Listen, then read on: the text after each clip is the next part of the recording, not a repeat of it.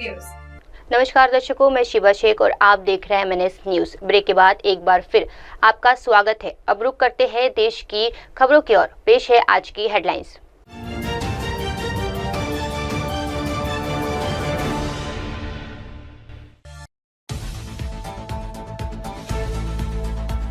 Corona अब मौसमी फूल जैसा, फिलहाल कोई इमरजेंसी नहीं, बोली दिल्ली सीएम रेखा गुप्ता। पूरा परिवार काफी खुश था, प्रवीण के भतीजे ने उठाए सवाल। एक सरकारी बस पर लिखे मणिपुर शब्द को ढकने को लेकर राज्य में क्यों हो रहे हैं प्रदर्शन। आइए देखते हैं खबरें विस्तार से। कोरोना अब मौसमी फूल जैसा, फिलहाल कोई इमरजेंसी नहीं, बोली दिल्ली सीएम रेखा गुप्ता। दिल्ली में कोविड-19 के सक्रिय मामलों की संख्या 100 के पार पहुंचने के बाद मुख्यमंत्री रेखा गुप्ता ने मंगलवार को स्थिति को लेकर लोगों को भरोसा दिलाया। उन्होंने कहा कि कोविड अब एक मौसमी वायरल संक्रमण है।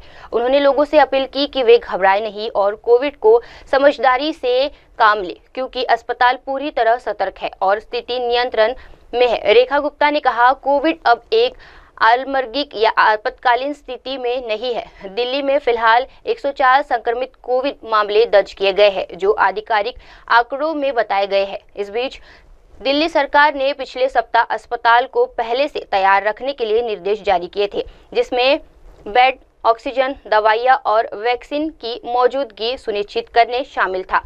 मुख्यमंत्री ने कहा, ऐसे मामलों के बढ़ने के बावजूद दिल्ली का हेल्थ सिस्टम तैयार है और संक्रमित लोगों का समय पर इलाज किया जा रहा है। उन्होंने कोरोना के प्रति लोगों की संजीदगी बनाए रखने और सफाई और सावधानी के नियम का पालन करने पर भी जोर दिया है। आइए बढ़ते हैं अगली खबर की ओर। पूरा परिवार काफी खुश था, प्रवीण के भतीजे ने उठाए सवाल। खुदकुशी कांड में नया मोड़। पंचकुला में एक ही परिवार के 7 लोगों की मौत का मामला सामने आया है। कहा जा रहा है कि इन सभी ने आत्महत्या की है, जिसमें बच्चे भी शामिल हैं। बताया जा रहा है कि करोड़ों का कर्ज होने के चलते प्रवीण परेशान था। फाइनेंसरों का दबाव भी था, इसीलिए उन्होंने आत्महत्या कर ली। पुलिस को मौके से 2 सुसाइड नोट भी मिले हैं। सोमवार देर रात पंचकुला के सेक्टर 27 में एक ही परिवार के 7 लोगों के शव कार में मिले। कहा जा रहा है कि कारोबार में बार बार घाटा होने व फाइनेंसरों के दबाव में इन्होंने आत्महत्या की है। मृतकों में कारोबारी प्रवीण मित्तल, उनकी पत्नी रीना मित्तल, मां विमला मित्तल, पिता देशराज मित्तल, जुड़वा बेटियां ध्रुविका डालिया और बेटा हार्दिक शामिल है। शुरुआती जांच के मुताबिक मूल रूप से हिसार के बरवाला का रहने वाला प्रवीण मित्तल का परिवार 2007 से 2008 पंचकुला शिफ्ट हो गया था। यहाँ उन्होंने बैंक से लोन लेकर स्क्रैप की फैक्ट्री लगाई, लेकिन उनको करोड़ों रुपए का घाटा हो गया। फाइनेंसरों के दबाव में 25 दिन पहले देहरादून छोड़कर पंचकुले में किराए पर मकान लेकर रहने लगे, लेकिन कर्जदारों से पीछा नहीं छूटा। उन्होंने पैसे वापस करने का दबाव बनाना शुरू कर दिया। परिवार को डराया और धमकाया, पूरे परिवार को जान से मारने की धमकी दी। इसी से तंग आकर पूरे परिवार ने एक साथ जहर खाकर जान दे दी। क्या ऐसे ही पड़े हैं? मैंने हिला के देखा बच्चे को मैंने पूरा जोर जोर के हिलाया, बच्चा हिला नहीं।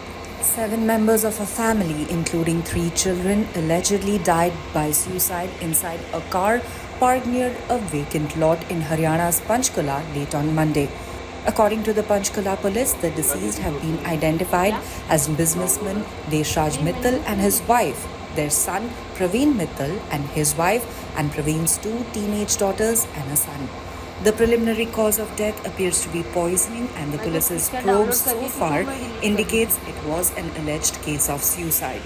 The police said they received a call around midnight about a few people sitting in a car under suspicious circumstances outside a house in Sector 27. Post this, Dial 112's emergency response vehicles reached the spot and found 7 people in the car, most of them in a semi-conscious state. All of them were then rushed to the nearby Ojas Hospital by the cops. में करीबन रात को 11 बजे control room से सूचना मिली है। बीच type की कोई गाड़ी है, संदिग्ध है। आइए बढ़ते हैं अगली खबर की ओर। एक सरकारी बस पर मणिपुर शब्द को ढकने को लेकर राज्य में क्यों हो रहे हैं प्रदर्शन। मणिपुर में राष्ट्रपति शासन के बीच हालात सामान्य होने की उम्मीद उस वक्त झटका लगा जब रविवार को सैकड़ों की तादाद में इकट्ठा हुए प्रदर्शनकारी और सुरक्षा बलों के बीच झड़प हो गई। दरअसल इस बार विवाद राज्य परिवहन की एक बस पर लिखे मणिपुर शब्द को ढकने को लेकर शुरू हुआ है। राज्य की राजधानी इम्फाल के करीब 80 किलोमीटर दूर नागा बहुल पहाड़ी जिले उखरुल में बीते 20 मई से शिरुल लिली महोत्सव का आयोजन किया गया था। राज्य में जारी जातीय हिंसा के 2 साल बाद इस राज्य की फूल का उत्सव मनाया जा रहा था। इस मौके पर प्रशासन ने कड़ी सुरक्षा के बीच इफाल से कई पर्यटकों समेत मतई के लोगों को भी उरखुल ले जाने की व्यवस्था की थी।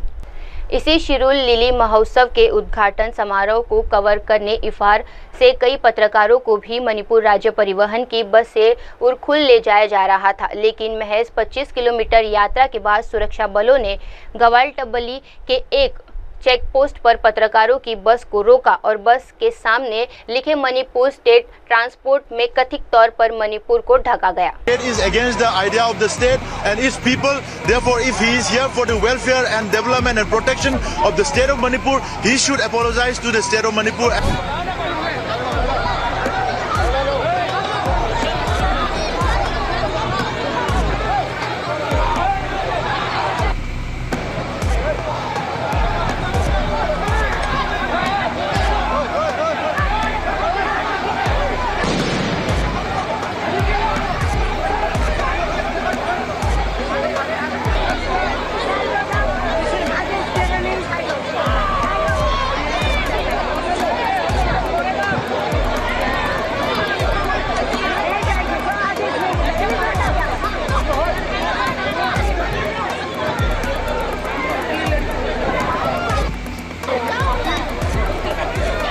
Himself is the governor of the state.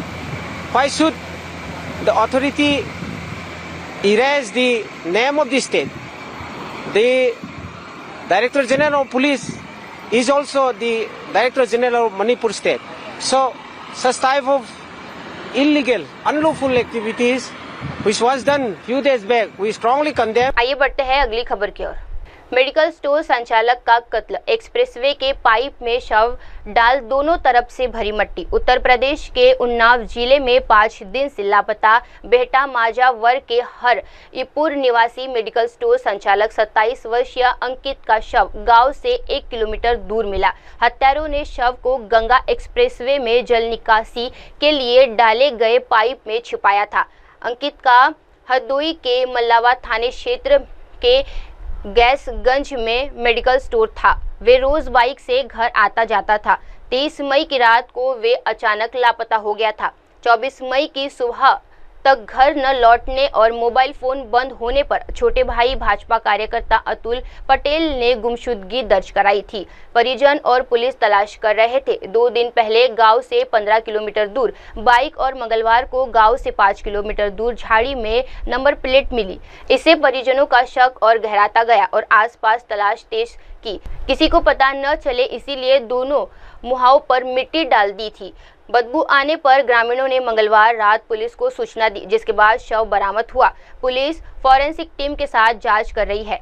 चर्चा है कि रुपयों के लेन देन या प्रेम प्रसंग में हत्या की गई है।